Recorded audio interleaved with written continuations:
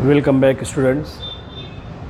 Last lecture के अंदर हमने पोल्ट्री के ताल्लुक़ से बहुत सारी इन्फॉर्मेशन हासिल की हैं। पोल्ट्री फार्मिंग के अंदर लास्ट पॉइंट जो था अभी हमें यहाँ पर देखना है, और वो है यहाँ पर पोल्ट्री डिसीज़ेज़। जिस तरीके से हर लिविंग ऑर्गेनिज़म के अंदर बहुत सारे इन्फेक्शियस मटेरियल दाखिल होते हैं, या तो बॉडी के अंदर या बॉडी के बाहर से, they create different types of infection, और उनको जो है इन्फेक्शियस मटेरियल कहा जाएगा, या उनको जो है कॉजेटिव एजेंट कहा जाता है। सबसे ख़तरनाक ये जो पैथोजन होते हैं वो वायरस होते हैं, बैक्टीरिया उसके बाद होते हैं, फंगस वगैरह होते हैं, और कुछ प्रोटोजोन्स होते हैं जो बॉडी के अंदर जो है they are responsible for spreading the diseases, जो बॉडी के अंदर बीमारियां पैदा करने के लिए ज़िम्मेदार होते हैं। वही तमाम के तमाम यहाँ पर पैथोजेंस हैं जो पोल्ट्री बर्ड्स के अंदर भी यहाँ पर जो इन्फेक्शन पैदा करने के लिए ज़िम्मेदार हैं। पोल्ट्री बर्ड्स के अंदर यहाँ पर वायरल इन्फेक्शन भी होता है, और वायरल इन्फेक्शन जो सबसे ज़्यादा ख़तरनाक है, जो यहाँ पर मौत का सबब भी बन सकता है, तो मुर्गियों के अंदर जो बीमारी वायरल इन्फेक्शन से होती है उसका नाम है रानीखेत है, ब्रोंकाइटिस है, बर्ड फ्लू है। रानीखेत यहाँ पर जो वायरल इन्फेक्शन बहुत फेमस डिसीज़ है। उसके अलावा हमारे इंडिया में ब्रोंकाइटिस यानी different diseases which are related with the lungs, फेफड़ों के अंदर, मुर्गियों के फेफड़ों के अंदर इन्फेक्शन पाया जाएगा। और सबसे फेमस हमारे इंडिया में ये जो है यहाँ पर बर्ड फ्लू, ये बीमारी है जो इसके पहले कई मरतबा इंडिया में जो है यहाँ पर पोल्ट्री सनत जो है इसकी वजह से मुतासिर हो चुकी है, अफेक्ट हो चुकी है। बर्ड फ्लू ये जो वायरल इन्फेक्शन है, ये ऐसा भी देखा गया, ऐसा फील किया गया है कि चिकन से ह्यूमन के अंदर भी ट्रांसफ़रेबल हो सकती है। इसीलिए इसके अंदर जो है बहुत ही ज़्यादा जो है एहतियात ज़रूरी होता है। इसी तरीके से यहाँ पर हम देखते हैं मुर्गियों के अंदर बैक्टीरियल इन्फेक्शन भी पाए जाएंगे, लेकिन बैक्टीरियल इन्फेक्शन वायरल इन्फेक्शन के जैसे ख़तरनाक नहीं है, क्योंकि बैक्टीरियल इन्फेक्शन जो भी होते हैं वो क्यूरेबल डिसीज़ होती है, आसानी से उसका ट्रीटमेंट किया जा सकता है। और बैक्टीरियल इन्फेक्शन जो होता है उसके ज़रिए जो बीमारियाँ होती हैं, पुलोरम ये डिसीज़ है, कॉलेरा इंसानों के अंदर भी पाई जाती है, बहुत ज़्यादा सख्त सर्दी का हो जाना वो कॉलेरा डिसीज़ है। टाइफाइड है, ये भी इंसानों के अंदर पाए जाते हैं, जिसको इंटेरिक फीवर, बॉडी के अंदर जो हमेशा बुखार की कंडीशन यहाँ पर जो है पाई जाती है। टीबी की बीमारी भी होती है, इंसानों के अंदर भी होती है। इसके अंदर पोल्ट्री बर्ड्स के अंदर जो है वेट लॉस होता है, उनका वज़न बड़ी तेज़ी से जो है यहाँ पर ख़त्म होता है, कम होता है। और CRD क्रोनिक रेस्पिरेटरी डिसीज़, यानी यहाँ पर जो है मुर्गियों के अंदर इन्फेक्शन होगा, बैक्टीरियल इन्फेक्शन, तो उनको सांस लेने में तकलीफ़ होती है। तो ये तमाम के तमाम जो डिसीज़ेज़ हैं यहाँ पर कॉमन है, जो बैक्टीरिया के ज़रिए होती हैं, और 100% यहाँ पर जो है क्यूरेबल डिसीज़ होती हैं। उसके बाद सबसे कॉमन डिसीज़ जो पोल्ट्री बर्ड्स के अंदर यहाँ पर पाए जाते हैं वो फंगल इन्फेक्शन होता है। आम हालत में भी देखते हैं, अगर घरों के अंदर कोई यहाँ पर जो है मुर्गियों को पालता है तो उनके अंदर जो अपने आप अपने बीक के ज़रिए अपने बॉडी को जो है खुजाते रहते हैं, इन्फेक्शन पाया जाता है, ये फंगल इन्फेक्शन होता है। अगर ये फंगल इन्फेक्शन बहुत ज़्यादा सीवियर कंडीशन कर लेता है तो यहाँ पर जब परिंदे अपनी बीक से अपने बॉडी को खुजाते हैं, इरिटेट करते हैं, तो ये उनके पर जो है यहाँ पर निकलना शुरू हो जाते हैं, और बाज़ मतलब बहुत ढेर पर जो होते हैं उनके बॉडी से निकल जाते हैं, उनकी स्किन जो है यहाँ पर ओपन जो है दिखाई देती है। ऐसे में स्किन को जो है यहाँ पर गोश्त के साथ में उसको रिमूव कर देना चाहिए, उसका इस्तेमाल ना करें तो ज़्यादा बेहतर होता है। तो यहाँ पर फंगल इन्फेक्शन जो होता है, एस्परजिलोसिस, एक फंगस का नाम है एस्परजिलस, उसी फंगस का इन्फेक्शन यहाँ पर जो इनकी स्किन के ऊपर होता है, और उसको जो है एस्परजिलोसिस कहा जाएगा। उसके अलावा जो है फेवस है और थ्रश, ये तमाम के तमाम जो बीमारियाँ हैं ये फंगल इन्फेक्शन की वजह से यहाँ पर पाई जाती हैं। फिर इसके अलावा पैरासाइटिक यहाँ पर जो इन्फेक्शन भी होता है। पैरासाइटिक जो मल्टीसेलुलर लिविंग ऑर्गेनिज्म है वो बॉडी के ऊपर या बॉडी के अंदर दाखिल होंगे तो पैरासाइट का काम करते हैं। वो लिविंग ऑर्गेनिज्म अपना तो फ़ायदा करेंगे, लेकिन पोल्ट्री बर्ड का जो नुकसान कर देते हैं। उसके अंदर लाइस इन्फेक्शन, लाइस को कहा जाए, लाइस का मतलब है जूं, जैसे इंसानों के बालों के अंदर जूं होती है वो इन्फेक्शन होता है। यहाँ पर हमारे बालों के अंदर जो केराटिन है वो उसको अपने फूड मटेरियल के तौर पर यूज़ करते हैं, और बाल कमज़ोर होते हैं, झड़ना शुरू हो जाते हैं। तो लाइस इन्फेक्शन भी यहाँ पर जो है मुर्गियों के अंदर भी पाया जाएगा। राउंड वर्म, क्रीम की जो बीमारी होती है, राउंड वर्ड जिसको हम कहते हैं एस्केरिस के ज़रिए जो होती है इंसानों के अंदर भी पाई जाती है, वैसे ये पोल्ट्री बर्ड्स के अंदर भी होती है, एस्केरियासिस कहा जाएगा। उसके अलावा सीकल वर्म इन्फेक्शन भी यहाँ पर जो है मौजूद होते हैं।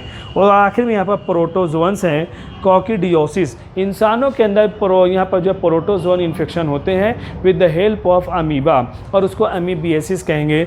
जो इन्फेक्टेड या कॉन्टामिनेटेड वाटर अगर ये इस्तेमाल करते हैं तो बहुत सारे पानी के अंदर जो यहाँ पर प्रोटोजोआ होते हैं, अमीबा है, पैरामीशियम वगैरह, they can Plasmodium, they can inter in the body of poultry birds and they cause infection. तो प्रोटोजोन की वजह से जो बीमारी पाई जाती है उसको कॉकिडियोसिस के नाम से यहाँ पर पहचाना जाएगा। इस तरीके से यहाँ पर ये पूरा जो है पोल्ट्री से रिलेटेड जो भी यूनिट है वो हमारा यहाँ पर जो है कंप्लीट होता है। अभी हमने यहाँ पर 2 यूनिट जो है यहाँ पर कंप्लीट किए हैं यहाँ पर एनिमल ब्रीडिंग के अंदर या डोमेस्टिकेशन ऑफ एनिमल के अंदर। पहला हमने देखा है यहाँ पर जो है डेयरी फार्मिंग है, दूसरा जो है यहाँ पर पोल्ट्री है, ये देखा है। तीसरा भी हम यहाँ पर शुरू कर रहे हैं और वो है यहाँ पर एपी कल्चर। एपी कल्चर का मतलब होता है बी कीपिंग, बी का मतलब होता है हनी बी, हनी बी की परवरिश करना। Artificial rearing of honey bee is called as apiculture, या उसी को जो है यहाँ पर बी कीपिंग कहा जाए। कुदरती तौर पर हम देखते हैं बड़ी बड़ी इमारतों पर, पुरानी इमारतों पर बड़े बड़े जो दरख्त होते हैं वहाँ पर शहद के छत्ते पाए जाते हैं और वहाँ पर शहद की मक्खियाँ वहाँ पर जो है, ये तो नेचुरली होता है। लेकिन आर्टिफिशियली उनको बी हाइव बॉक्सेस हैं, आर्टिफिशियल लकड़ी के प्लाईवुड के बॉक्स बनाकर उसको शहद के छत्ते के तौर पर यूज़ करना, शहद की मक्खियों को पालना, उनकी परवरिश करना, इसको कहा जाता है बी कीपिंग या उसको कहा जाता है एपी कल्चर कहेंगे। इसके लिए मेंटेनेंस क्या रिक्वायरमेंट है वो सब आगे के टॉपिक के अंदर हम देखेंगे।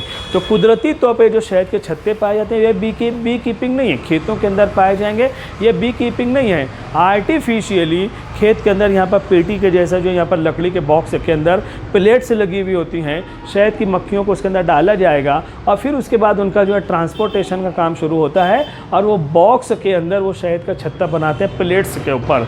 तो ये हम उसको पाल रहे हैं, उसकी परवरिश कर रहे हैं। तो जब ये आर्टिफिशियल रियरिंग की जाएगी तो इसको कहा जाता है बी कीपिंग, जो उसी को हम कहते हैं यहाँ पर एपी कल्चर के नाम से उनको जो है यहाँ पर पहचाना जाएगा।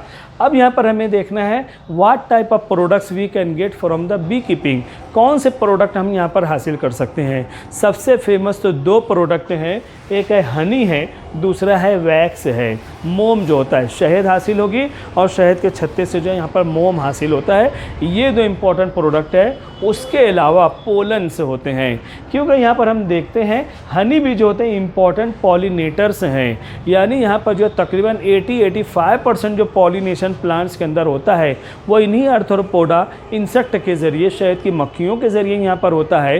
तो ये पॉलिनेशन की वजह बनते हैं, तो इनके बॉडी से पोलन ग्रेन भी यहाँ पर चिपके हुए होते हैं और वो पोलन को जो है यहाँ पर जो है वो भी हासिल होते हैं। अब आप सोचोगे कि यहाँ पर पोलन को क्यों इतना इंपॉर्टेंस दिया जा रहा है।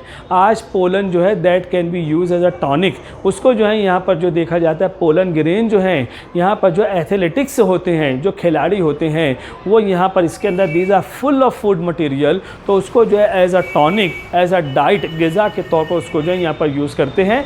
उसके अलावा बी वेनोम है, रॉयल जेली वगैरह, ये भी अदर प्रोडक्ट्स हैं जो यहाँ पर बी कीपिंग एपी कल्चर के ज़रिए यहाँ पर हासिल किया जा सकता है। अब हनी भी शहद की जो मक्खियाँ होती हैं पूरे वर्ल्ड के अंदर अगर देखते हैं तो 4 स्पेसीज़ इसके अंदर जो यहाँ पर फेमस हैं, जो यहाँ पर पाई जाती हैं। Apis dorsata, Apis mellifera, Apis indica, Apis florea, इस तरीके 4 स्पेसीज़ हैं। एपिस डॉर्सेटा वाइल्ड स्पेसीज़ हैं, जंगलों में जो यहाँ पर शहद के छत्ते होते हैं वहाँ पर पाए जाते हैं। एपिस मेलिफेरा यूरोपियन कंट्रीज़ के अंदर ही पाए जाते हैं। एपिस इंडिका इंडियन वैरायटी है और एपिस फ्लोरिया ये सबसे छोटी मक्खियाँ होती हैं। तो यहाँ पर ये इनके कॉमन नेम है, ये इनके जो है यहाँ पर देखा जाएगा बाइनोमियल नोमेनक्लेचर बताए गए हैं। आउट ऑफ दीज 4 स्पेसीज़ यहाँ पर जो रहेगा एपिस मेलिफेरा, एपिस इंडिका, ये 2 वैरायटीज़ जो होते हैं, ये 2 वैरायटीज़ जो यहाँ पर पाए जाते हैं ये डोमेस्टिकेटेड वैरायटीज़ हैं, इनकी हम परवरिश कर सकते हैं। बाकी तो जंगलों में पाए जाते हैं, ये सबसे छोटी वैरायटीज़ यहाँ पर हैं लेकिन डोमेस्टिकेशन का जहाँ तक मामला है, इनको पालना है, इनकी परवरिश करने के लिए यहाँ पर ख़ास तौर से जो है ये 2 वैरायटीज़ हैं जो आसानी से हम उसकी बी कीपिंग कर सकते हैं, एपीकल्चर किया जा सकता है। लकड़ी के बॉक्स के अंदर उसको पैक करके इनको जो है पाला जा सकता है, और लकड़ी के बॉक्स के अंदर जो प्लाईवुड के प्लेट्स होते हैं उनके ऊपर ये आसानी से अपना शहद का छत्ता जो है बना लेते हैं। ये कंडीशन, ये सिचुएशन उनके अंदर जो है यहाँ पर पाई जाती है। तो यहाँ पर ये हमारा जो टॉपिक है ये इधर का हिस्सा पोल्ट्री डिसीजेज़ हैं, और उसके बाद जो यहाँ पर सब introduction about the beekeeping या एपीकल्चर का इंट्रोडक्शन है। तो इतना आप स्क्रीनशॉट ले लो। अगले पीरियड के अंदर इसके और डिटेल जो यहाँ पर आते हैं बी कीपिंग की, वो हम देखते हैं इंशाल्लाह। Thank you very much.